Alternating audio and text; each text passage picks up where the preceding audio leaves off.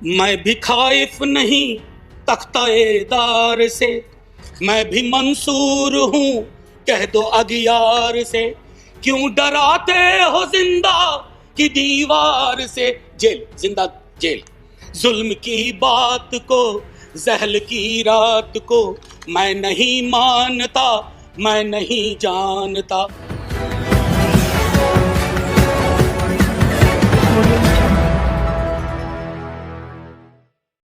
मैंने पहले सदन में कहा था सर एक मशीन बनवाइए, किसके अंदर देशभक्ति का पारा कितना है। और हो सकता है आपको झटका लगे, देशभक्ति स्लीव पे नहीं चलती है, यहां रहती है दिल में। माननीय सभापति महोदय, आंदोलन लोकतंत्र की जीवंतता का उदाहरण होता है। लोकतंत्र के 3 स्तंभों के बारे में हम सब जानते हैं, चौथे स्तंभ के बारे में तो मैं बोलूंगा भी नहीं।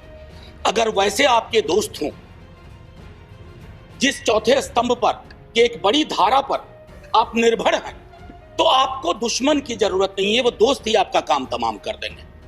वो क्या करते हैं, दिन भर कुछ भी मामला हो, लोग दुख में हो, लोग संकट में हो, लोगों की मौत हो रही हो, और शाम में चलाएंगे खालिस्तानी एंगल ऑफ किसान आंदोलन। सर, मैं कॉलेज का विद्यार्थी था, हमने देखा है कि पंजाब और पूरे मुल्क ने क्या भुगता। हम सब सर, आप तो सक्रिय राजनीति में थे, सक्रिय राजनीति में आपने देखा कि पूरे देश ने, हमने सिर्फ प्रधानमंत्री नहीं खोया, हमने हजारों लाखों जाने गंवाई। कुछ तो सीखे इतिहास से।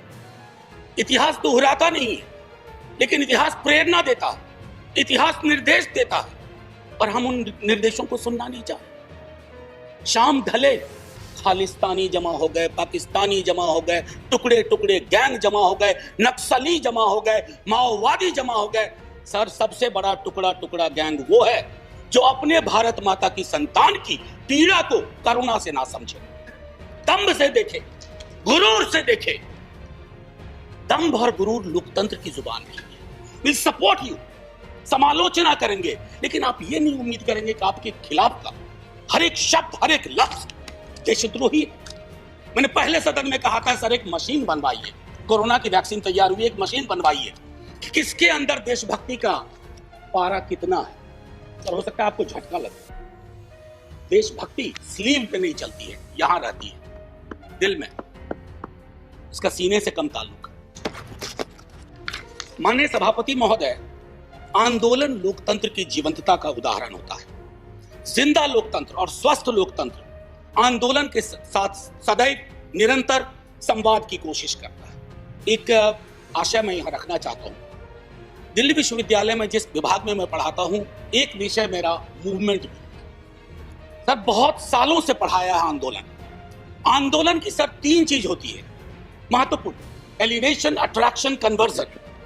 यानी कि अलगाव की चीज कहीं आई, उसके बाद आपका आकर्षण हुआ किसी विचारधारा से, उसके बाद आप सड़कों पे आए। सर, हमने आंदोलनों को न जाने किस नजरिए से देखना शुरू किया है। महोदय, माननीय सभापति महोदय, आपने भी देखा होगा वो सरिया, वो कील, वो खाई। सर, मैं सरहद पे कभी गया नहीं हूं, लेकिन जो तस्वीरें सरहद की देखी हैं वो भी ऐसी नहीं देखी है। किससे लड़ रहे हैं आप? अपने किसानों से लड़ रहे हैं, और वो क्या कह रहे हैं, आपसे चांद नहीं मांग रहे हैं, अपना हकूक मांग रहे हैं। और हम में से किसी को यह मुगालता ना रहे, किसी को चाहे सत्ता पक्ष हो या प्रतिपक्ष हो, कि किसान और खेतीहर समाज की बेहतरी आप किसानों से बेहतर समझते हैं। नहीं, वो अपनी बेहतरी बेहतर समझते हैं। आप उनको समझाने चले, तो तुम्हारे लिए हम कानून ला रहे हैं, बहुत बढ़िया कानून है, क्यों समझाने की जरूरत पड़ रही है? क्यों खालिस्तान पाकिस्तान टुकड़े टुकड़े एंगल लाने की जरूरत पड़ रही है? अरे, हमारा लोकतंत्र बहुत मजबूत है, किसी के एक ट्वीट से कमजोर नहीं होगा।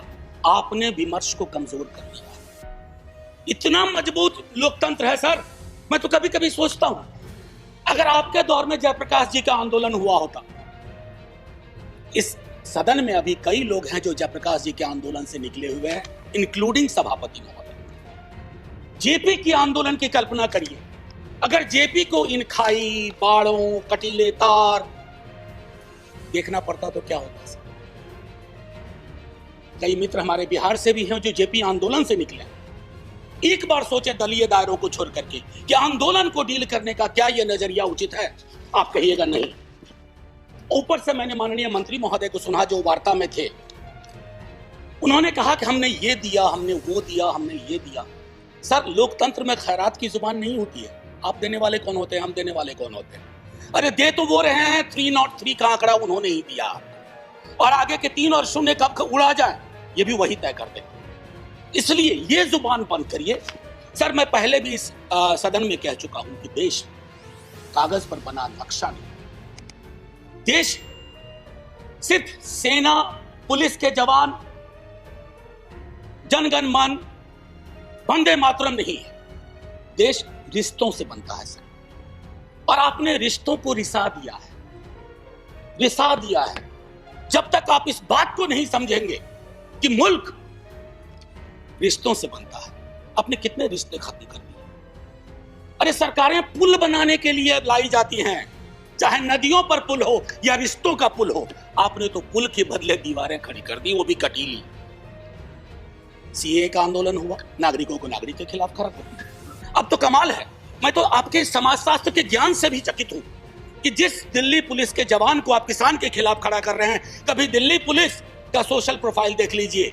इन इलाकों से जिन इलाकों में यह आंदोलन ज्यादा प्रबल है, वहां का एक बच्चा सरहद पे रहता है, एक बच्चा पुलिस में रहता है, और एक बच्चा खेत में रहता है। अब इन बच्चों को वो जायदाद के लिए नहीं लड़ रहे, आपने उन्हें भिड़ा दिया। कहीं तो सोचिए, विराम दीजिए। इसलिए मैं कहता हूं, कभी कभी मुझे इस बात का अंदेशा होता है कि संसद का भी वर्ग चरित्र बदल गया है। अभी संसद में किसान और किसानी समाज से आने वाले लोग अगर होते, आप इतनी आसानी से बुलडोज नहीं कर पाते।